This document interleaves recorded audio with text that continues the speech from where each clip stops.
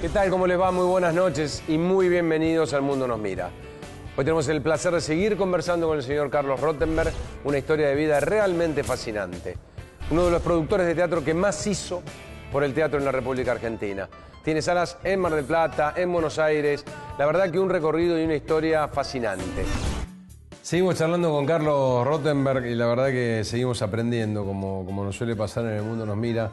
Pero este papelito, no sé si Marcelo hace foco acá. Acá dice nada más que contrato y abajo CR. Este es el tamaño de los contratos de Carlos, para que entendamos lo que... El programa anterior terminamos hablando de lo que tenía que ver con lo que pasa en el medio, con la honestidad y con...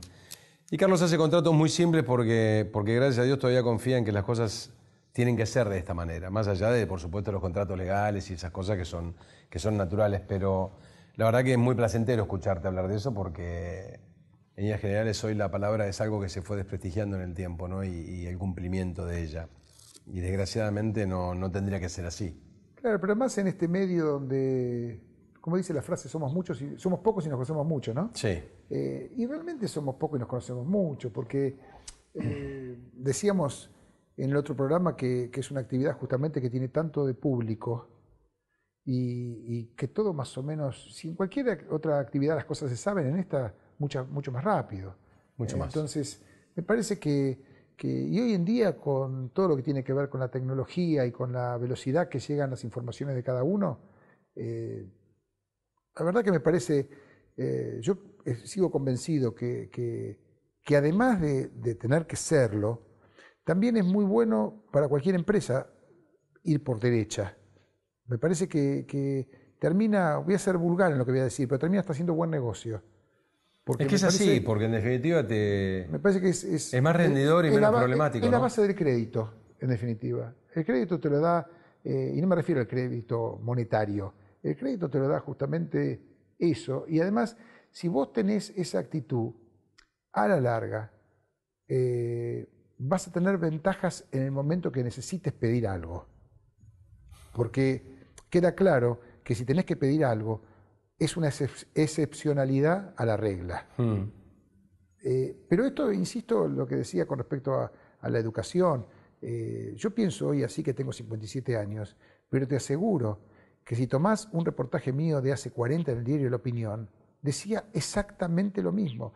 Releí el otro día una nota que me hizo un periodista que falleció, que se llamó Aníbal Vinelli, y yo decía lo mismo. Y digo, es más, tenía más mérito, lo veo hoy de adulto, haber pensado así a los 17 que a los 57. No, y lo que es increíble es haber mantenido esa coherencia de los 17 a hoy, porque en definitiva las cosas han cambiado también muchísimo, en todos los órdenes. Sí, y vos tuviste que reinventarte y readaptarte porque las reglas del juego cambian naturalmente. Claro, pero vos fíjate, yo te voy a contar en lo nuestro qué fue de readaptarse. Por ejemplo, estamos acá en el multiteatro, era el Teatro Blanca Podestá. Yo tenía claro que económicamente iba a ser muy difícil poder sostener un teatro de 700 butacas en un predio de la Avenida Corrientes, como venía de alguna manera cambiando el perfil y la cantidad de público y el ritmo teatral de una Buenos Aires donde hacía de repente 2 funciones por día, donde se trabajaba de martes a domingo, a esta donde ya los martes no podés trabajar y donde de repente haces 2 funciones solamente el sábado. Y bueno, ahí hubo que tomar la decisión, por ejemplo, de tirarlo abajo y hacer el multiteatro de 4 salas. ¿Para qué? Reinventarse para seguir haciendo lo mismo. O sea, multiplicar capacidad, multiplicar 4 elencos en lugar de 1, o sea, buscarle la vuelta. Podría decirte que en el año 97, antes de la crisis del 2001, sentí que había un problema en el Teatro Tabarís, por ejemplo, por lo mismo. Y en ese momento me viene una oferta para ser vendido y el destino era o una casa de entretenimientos o era una cochera. Y yo, que te voy a contar que me gusta decir que soy judío por tradición, ateo por convicción, se lo alquilé a los evangelistas. O sea, mirá qué mezcla, ¿no? Entonces, y llegué a esa conclusión porque dije, es lo más parecido al teatro. Es una manera de hacer un show distinto. También cobran a la gente que ingresa y van a tenerme el teatro prolijo hasta que pase la crisis. Y entonces del 97 al 2003, el Tabarís fue una iglesia evangélica. Recién mencionaste Buenos Aires. Carlos, ¿qué relación tenés con Buenos Aires? ¿Qué te pasa con Buenos Aires? ¿Cómo disfrutás mucho la ciudad? ¿Cómo... Sí, yo sostengo que es una de... Mirá, la mejor manera, yo te dije ayer que en los primeros 20 años de trabajo casi no viajé, pero en estos últimos 10 años viajé mucho, viajo. Y la verdad que la mejor perspectiva de Buenos Aires la tengo cuando estoy afuera, porque ahí puedo realmente... Todos viste que dicen que las comparaciones son odiosas, pero a mí yo no encuentro mejor forma para poder comparar algo que no es uno mismo, ¿no? Que es en este caso una ciudad y con todas las implicancias que tiene. Y cuando viajo, sigo eligiendo a Buenos Aires como una de las ciudades importantes del mundo.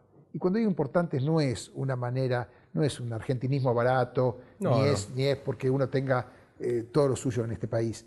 Realmente hago comparaciones importantes sobre la ciudad y trato de ser lo más objetivo posible. Es muy difícil ser objetivo si uno no tiene con qué comparar. Y te das cuenta, mira, hace un rato tuve una entrevista con 2 personas que vienen de Montreal, Canadá.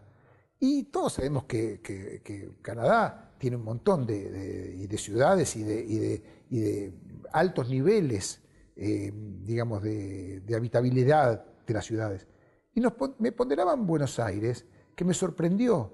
O sea, porque se supone que si vienen de Montreal, nosotros somos de subdesarrollo. No, me lo comparaban como una de las ciudades íconos en el mundo a favor.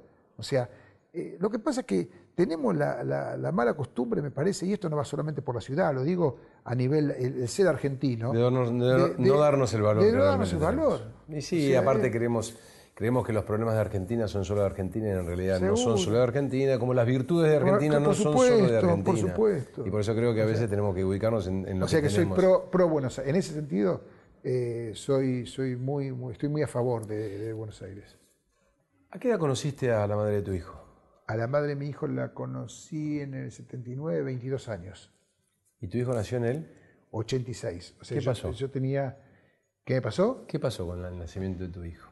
Y... A ese tipo pragmático, laboral, que iba y No, pero ese tipo pragmático, laboral y todo lo que estamos hablando, te dije ya que soy de los que creen a partir de la gran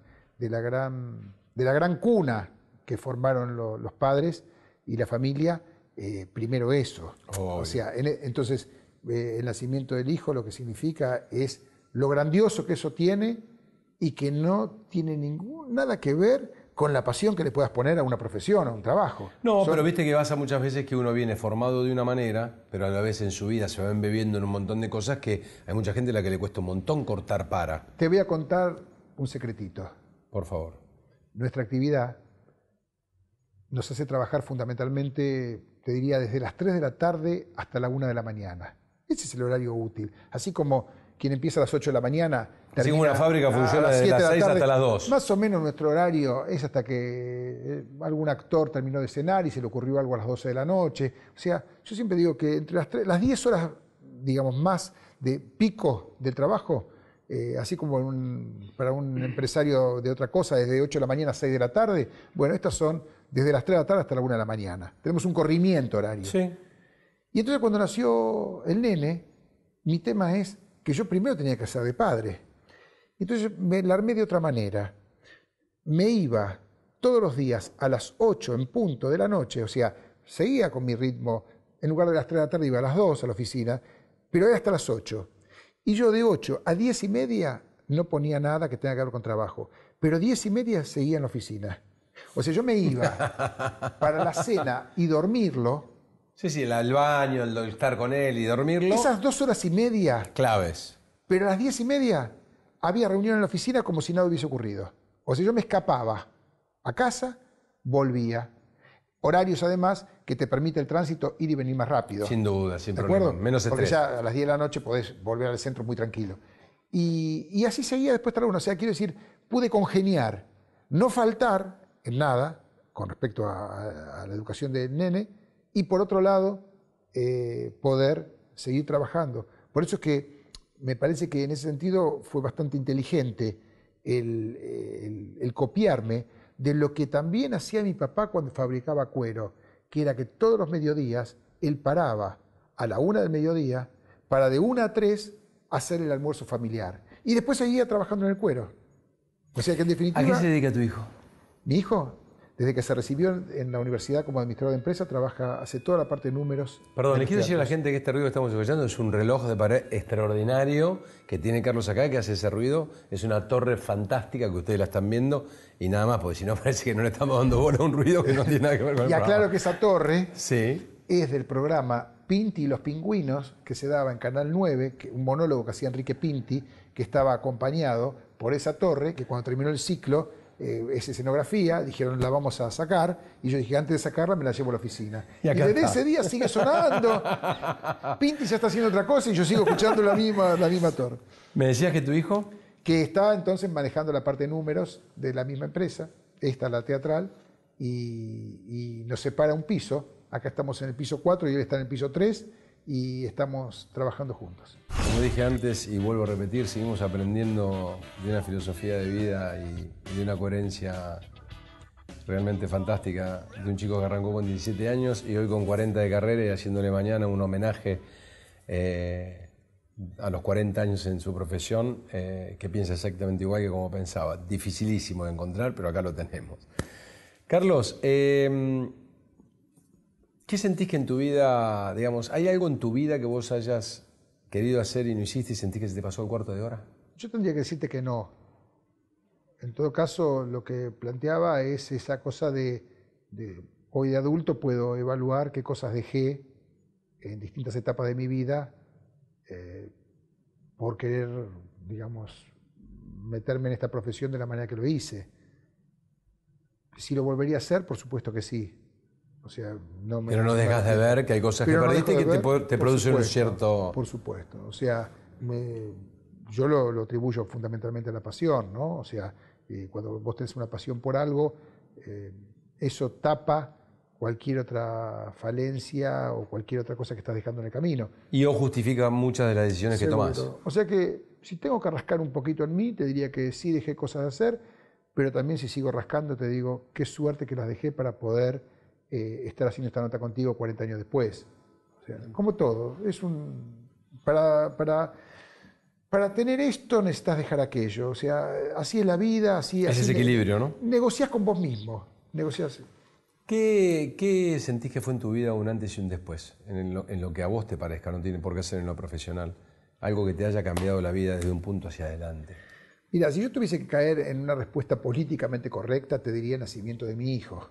Pueden ser varias también, porque uno tiene varios quiebres, ¿viste? Y es una de las cosas que a uno lo marcan, por supuesto. A mí, desde lo profesional, que seguramente porque tengo bastante pudor, cuando estoy enfrentado a una cámara es de lo que más hablo, porque además soy de los que creen que los límites de la vida privada tienen que terminar en esa delgada línea que divide una cosa de la otra. Y me parece que todos tenemos vida privada, pero como la palabra lo indica, no tengo por qué venir a contarla en un programa de televisión. Con respecto entonces a lo profesional, te diría que a mí lo que más me sigue impactando es ese cambio entre el querer pertenecer a una profesión y haberlo podido hacer. Por eso es que yo, y esto es un mensaje que después me cuesta siempre muchas horas de tiempo en mi vida, yo a todos los chicos que tienen de repente 16 o 17 años, por una edad que me pasó a mí, le digo que se puede. De repente hay un papá, una mamá que te ven en estos reportajes y yo diría, ojo al apoyo irrestricto, a favor lo digo, cuando los pibes plantean esas dudas y plantean el tema de la vocación. Uno está tan acostumbrado a escuchar familias donde quieren torcer la voluntad del chico o minimizando esa, no se sabe si es vocación o qué, ese deseo. Porque es chico, y yo soy de los que creen que hay que prestarle mucha atención. Es más, estoy convencido que a lo mejor con algún vericueto, pero que termina en lo que había dicho cuando tenía 14 o 15 años que quería ser cuando fuese grande. Por eso digo que si me preguntás qué es lo que me sigue sorprendiendo, yo tengo muy fresco a ese pibe de 16 años. O sea, no me olvidé para nada de eso. Es más, yo actúo hoy con aquella cabeza. O sea, por eso valoro tanto cuando se abre una sala de espectáculos. No me importa de quién. Por eso valoro mucho cuando la gente dice, fui al teatro y me gustó lo que vi. O sea que yo estoy convencido. y no estoy hablando de un espectáculo que presenté No, yo, no. estoy convencido que para nuestra actividad nada va a ser mejor que gente que salga satisfecha de ver un espectáculo. Entre otras cosas porque nosotros no le vendemos nada tangible. Nosotros ni le dimos de comer como en un restaurante, ni le vendimos una camisa como en una casa de ropa. Nosotros le vendemos algo que, si ese contenido es totalmente vacío, no se lleva nada. Casi te diría, no voy a usar un término estafa porque es demasiado fuerte, pero casi te diría, ¿qué te vendís? Sí, ¿Qué te sí, vendís si cuando saliste a la media hora estás discutiendo de qué gusto tiene la pizza que estás comiendo y te olvidaste que fuiste a ver el espectáculo? Yo soy de los que aprendí y estoy convencido que los espectáculos, no digo que siempre salga eso, pero que el objetivo es que cuando vos salís de ver un espectáculo, tenés que quedarte con algo. Tenés que quedar empapado del tema de la problemática o del conflicto para poder seguir conversando. Aunque te vuelva 2 meses después en una situación de la vida. X. Pero tiene que tener algo. O sea, no me gusta vender cosas vacías de contenidos. ¿Qué cosas te enojan? Te voy a decir una obviedad, la traición. La traición. Puedo contarte, sin dar nombres y apellidos, que una sola vez en los 40 años fui traicionado por alguien, así lo sentí. Fue la única vez que me subió la presión por algo. No es una persona que tenga que ver directamente con el mundo artístico y tampoco de familia. Y fue la única vez que, como digo siempre, hago así por el gesto de la presión, ¿no? Un secretito que te cuento, y vos que sos actor lo vas a entender rápido, es que yo siempre digo internamente que yo prefiero trabajar con la mejor gente aunque tenga un grado menos de talento. O sea, cuando a mí me dicen, pero es el más talentoso, y digo, pero yo lo conozco, dejémoslo. Sí, es muy importante. Es muy importante. Yo desde que tuve el deseo y después poder llevarlo a cabo, como dijiste vos, el sueño de producir, siempre valoré mucho más, puse en primera línea la persona más allá de... Yo tengo un chiste interno acá. Cuando me dicen es el más talentoso, le digo, qué suerte, que lo hagan en el Teatro de otra cuadra y yo voy a verlo. Pero que acá no venga. Escuchá una cosa acá. ¿Y con el perdón cómo te llevas? ¿Sos de perdonar? ¿Te cuesta? Sí, no, sí entiendo, sí. Tampoco tuve tanta gente que tenga que perdonar y tampoco yo tuve que pedir demasiados perdones. O sea que no ejercité mucho lo del perdón. Pero crees en que alguien se puede equivocar sí, y que, por supuesto. Y que vale la pena. Mientras no sea reincidente es un error. Si es costumbre ya es otra cosa. El tema es la reincidencia. Ahora, cuando te digo esto del talento y la buena persona, y hago así símbolo de la depresión, es que yo siempre digo, trabajemos para que no tener más de 13.8. Claro. Lleguemos a 14.9 porque los médicos lo aceptan. Sí, pero no adrede, no hagamos cosas que después cuando nos tomemos, hagamos así, nos dé más. Eso no quiere decir que uno tenga la vaca atada. Y que no se presenten problemas que te la suban. Pero hay ciertas cosas que casi si uno tiene oficio, ya las puede oler antes. Esa es la diferencia, te diría también en los 40 años. No podés predecir el éxito y el fracaso. Pero sí los problemas. Pero sí los problemas. Estoy de acuerdo. Completamente de acuerdo. Si no, el oficio no tendría sentido. Si no aprendiste nada. O sea, de alguna manera no aprendiste nada. Podés oler por repetición de hechos, podés oler lo que puede venir para uno o para otro. No el gusto del público, que eso es lo más mágico, impredecible, y lo que hace que el 60 y pico % de los espectáculos que en el mundo se estrenan de cualquier índole, teatro, cine, televisión, radio, fracasen. Eso es maravilloso. Trabajamos con 30 y pico % de cosas que funcionan y un 60 y pico que fracasan, y seguimos adelante buscando entender al público. Es verdad.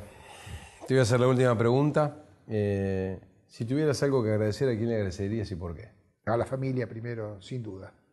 La familia. Y yo trato de seguir en esa línea. Primero, o sea, en eso me pongo parezco un tano italiano, ¿no? No, está bien. Un tano italiano. Mirá vos qué linda redundancia. Parezco Adolfo Limbel en los Campanelli. Pero es tu sentir. La familia. Yo estoy convencido. Estoy convencido que por eso me solidarizo con tanta gente que hace mal haciéndose mal, entre otras cosas porque no tuvieron contención para poder darse cuenta lo mal que están y lo mal que están haciendo. O sea, no me conformo solamente con pensar que me hizo mal el otro, sino también pienso lo mal que está para llegar a eso.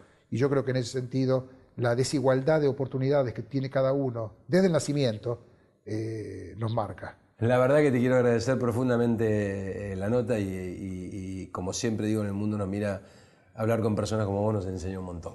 Gracias, viejito. Muchas gracias, Carlos. Nos vemos mañana en el próximo programa del Mundo Nos Mira y me voy pensando. Eso es lo que no quería, me voy con la cabeza rota. Nos vemos mañana. Chao.